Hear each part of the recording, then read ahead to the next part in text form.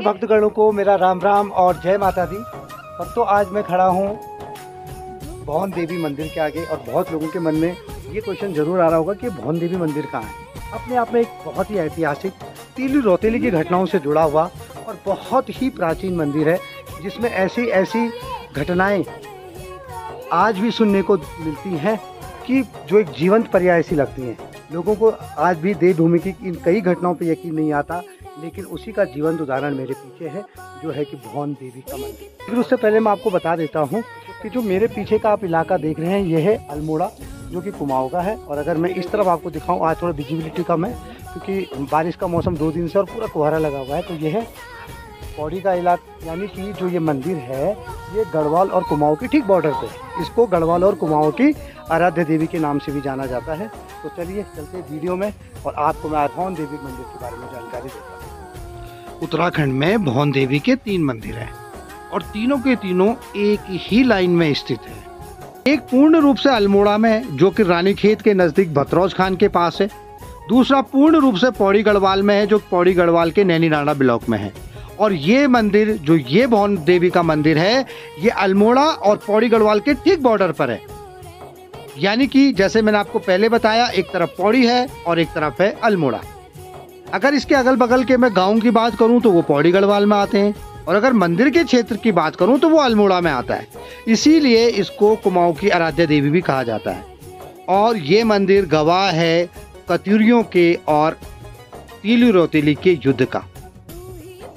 इस मंदिर में आप पहुंच सकते हैं। अगर आप कॉर्बेट नेशनल पार्क विजिट कर रहे हैं तो वहां से ये काफ़ी नज़दीक है। मैं आपको बताता हूं कि आपने पहुंचना कैसे है। सबसे पहले जब आप कॉर्बेट नेशनल पार्क में आते हैं, मरचुल जाते हैं, तो मरचुला से आगे एक रोड राइट साइड को टर्न लेती है कुमाऊं की तरफ। आपने उस पर हो जाना है। वो ये रोड है जो आपको दिख रही है, और इस रोड पे होते हुए आपको सीधा कुमाऊं की रोड को छोड़ते हुए फिर बाद में एक लेफ्ट साइड को रोड मुड़ेगी, जो कि गौली खाल जाती है। उस रोड को पकड़ना है। बड़ी ही सुंदर रोड है, पूरे जंगल के अंदर से गुजरती है और कुछ किलोमीटर चलने के बाद आता है यह स्थान जो सामने आपको दिखाई दे रहा है। इस जगह का नाम है बहरंगखाल, इसलिए इसको बहरंग की भोना देवी भी कहा जाता है। यहाँ से पैदल यात्रा शुरू होती है, जो कि लगभग 2 किलोमीटर की है। और बहरंगखाल से कुछ दूरी पहले एक कच्चा ट्रैक भी गया है, जो कि 5 किलोमीटर का है। बहुत कच्चा ट्रैक है, वहाँ से भी बाई रोड मंदिर तक पहुँचा जा सकता है। तो ये रहा मंदिर।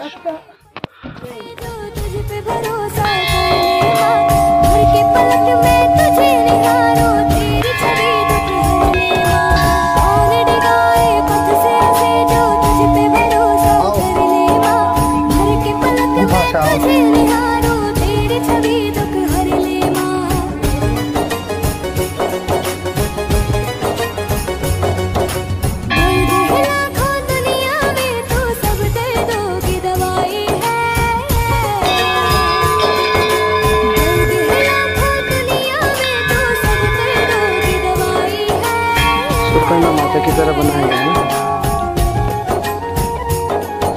क्या मांगे वो बेटा जिसने माँ की ममता पाई है।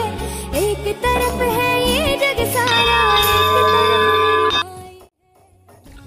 माँ भोना देवी को कलयुग की देवी कहा गया है। तो आपको ये खंडर से दिख रहे हैं ना, ये कत्यूरियों और तीलू रौतेली के युद्ध की याद दिलाते हैं। हालांकि मंदिर को कुछ ही वर्ष पहले इतना भव्य रूप दिया गया है, लेकिन पहले भी और आज भी भक्तों की यहाँ कोई कमी नहीं रहती है।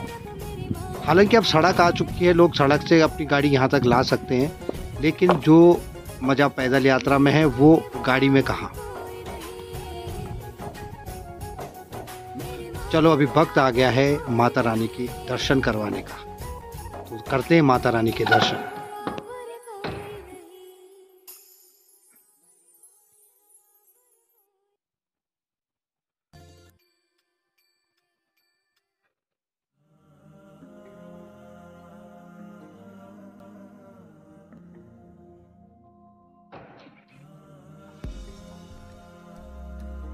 सचमुच माता रानी के दर्शन करके शरीर में एक अजीब ही हलचल पैदा हो गई, सारे रोंगटे खड़े हो गए।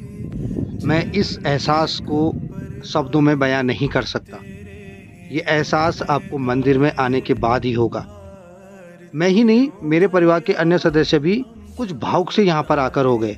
और ये सिर्फ हमारे साथ नहीं है, जो भी यहाँ पर माता रानी के दर्शन करने सच्चे मन से आता है उसको ऐसा एहसास होता है कि उसके अगल बगल कुछ ऐसी शक्ति है जो ऐसा माहौल क्रिएट करती है कि आदमी अपने आप ही इमोशनल हो जाता है। तो ये प्रैक्टिकल के साथ इमोशनल चीज बोथ मैं आपको बता रहा हूँ, और ये दोनों का संगम है और ये सत्य है। खैर, मैं आपको बताना चाहता हूँ कि जब कत्यूरियों का और तीली रौतेली का युद्ध हुआ था तो यहीं से तीली रौतेली के सैनिक आवाज़ लगाते थे कि कत्यूरी आक्रमण करने आ रहे हैं। और तीली रौतेली के बारे में तो आप जानती हैं कि उन्होंने किस प्रकार गढ़वाल में लड़ाई लड़ी, और वो गढ़वाल की रानी लक्ष्मीबाई के नाम से भी जानी जाती हैं।